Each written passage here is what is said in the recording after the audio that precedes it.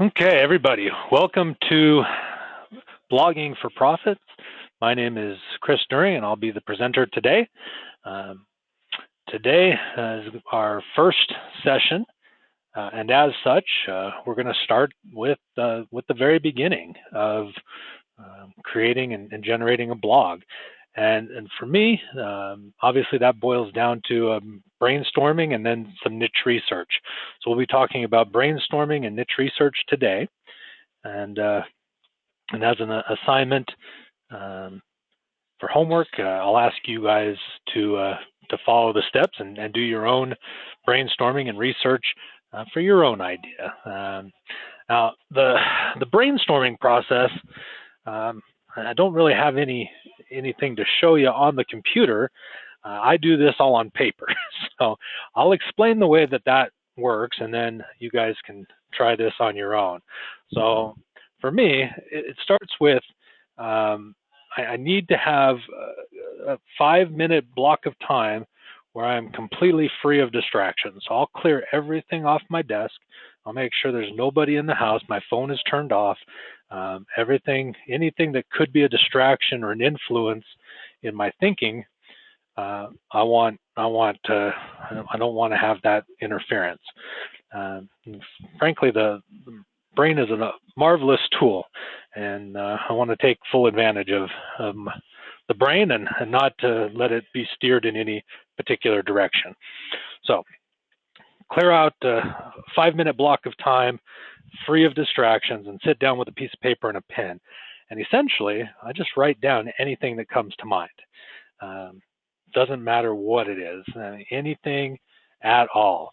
I don't care if you think of the word cloud, right? It doesn't matter. Just write it down, and I'll explain how we'll use those things in just a minute.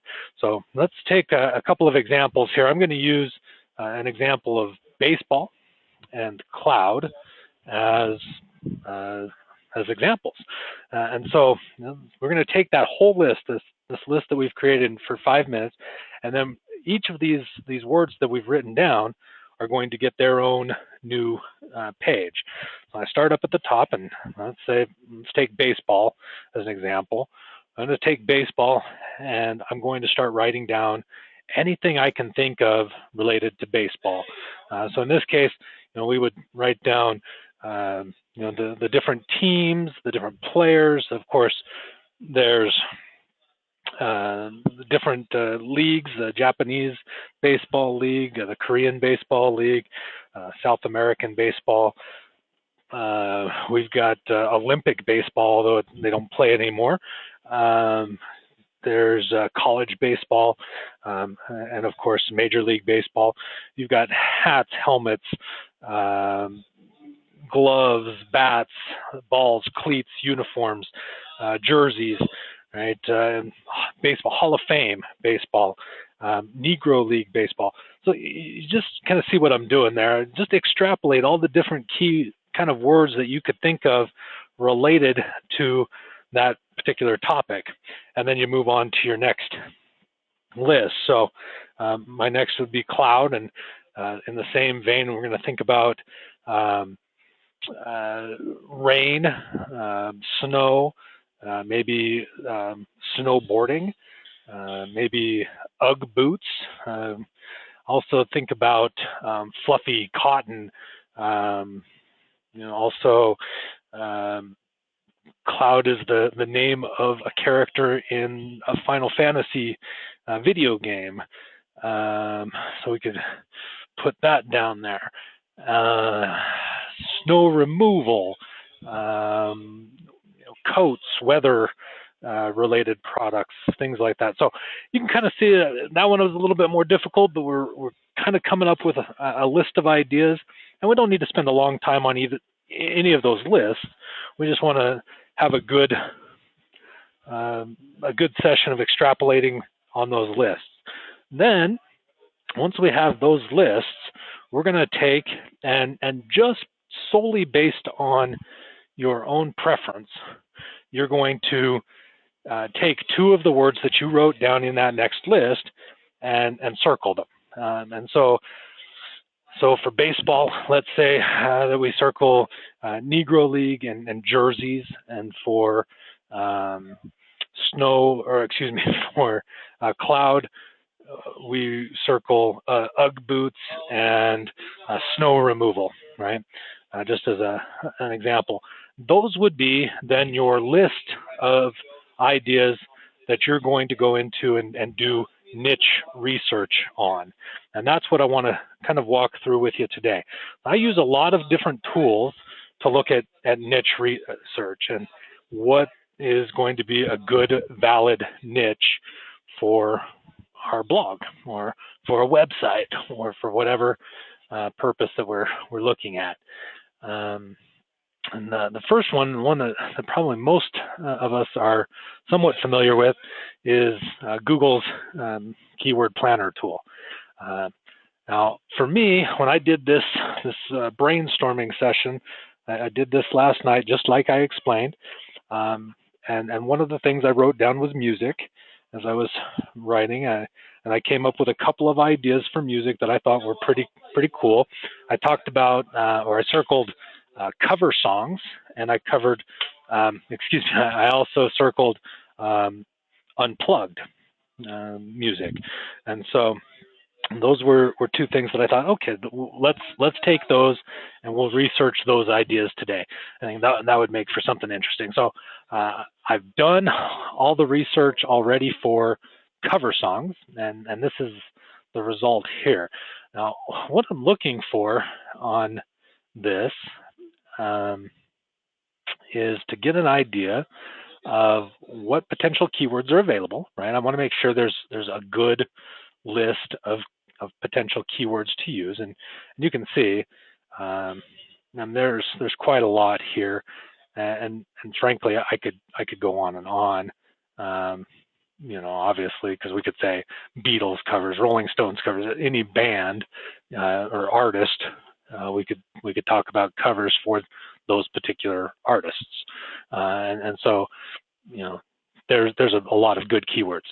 The next thing I want to look at is my competition. Right here, I can see that many of my keyword phrases have a low competition. Okay, and that's a good sign. I like that. And then the last thing I want to look at is my average monthly searches. So I can see here that you know, some of these have fairly good search volume, right? Some of them over 1,000. Some of them maybe not so relative. Old songs have 12,000 searches. But yeah, you can kind of see that there's quite a few searches out there for these different keywords. And my average monthly search trend is really good too. You can see here, I think the lowest one is at 1,600,000 plus searches in a month in July, and it gets quite a bit higher in December, and so that's a positive for me. It's not ever really low, and it gets pretty high up here as well, over 5 million searches in the month of December. So that's a great idea. So let's also look at unplugged. If I can spell it, unplugged music, and we'll get some ideas on that and see. Okay, now unplugged gets considerably higher search volume, but we're still low in competition. We do have a few here now that are competing with bids, but they're very low, 42 cents for Nirvana MTV Unplugged, right? So those are low search volumes or suggested bids on keywords. Same idea though, low search volume, except for this particular one has a high thing, but even then it's only 38 cents. This one gets up to 98 cents. Still relatively low cost per click if we were going to do pay-per-click advertising. So that all looks good. Okay, let's move to our next section. The next thing I look at is trends trends.google.com or google.com/trends. And I put in the same search there, and let's add unplugged music there as well. And kind of get a side-by-side here. Okay, so cover songs actually in this case has a higher trending, and it's going up, whereas unplugged music is actually considerably lower, but is staying pretty consistent as far as interest over time. The nice thing that I really like to see here is this steady upward swing here over the last several years. Cover songs or cover music seems to be trending up, which is really nice. And of course, I can look at the different regions where it's most active and see get a lot of interest down here in Pakistan, Sri Lanka, and the Philippines. Kind of interesting, but obviously Canada and the U.S. also has a fairly high search volume there. That's good. And then it gives me some additional options, some different things, different ways to search for. Again, some more good keywords that I could use. So this one looks, again, really good for me. I like that. So let's move on to the next tool. This is basically just a tool that I found that gives me a list of more potential keywords. So I liked that. I don't really look at it as far as whether or not it's a good keyword phrase, but just seeing that they could find 466 unique keywords for me, and I'm sure that many of these are going to be related to a specific artist or a specific song, but that's okay. That gives me an idea that there's a lot of good keywords out there, and this is keywordtool.io, so you can find that and use it. And it also, the other thing that it does that I kind of like, because we may use this, is that it gives us some questions that people may be asking. Like, for example, are cover songs copyrighted? Okay. Are cover songs legal? Are cover songs ethical? So I could then take those as my marketing tools and write articles on, are cover songs legal? And it looks like there's a lot of questions being asked in that regard. So that's one kind of nice thing that this particular tool does that I really like. Okay, and let's move on to the next one here. The next one is Yoast, and this is their suggestion tool, pretty similar to the keywordtool.io. Just gives us a good list here of suggestions. So it gives us some base suggestions, and then it gives us some more expanded suggestions as well, a little bit further down.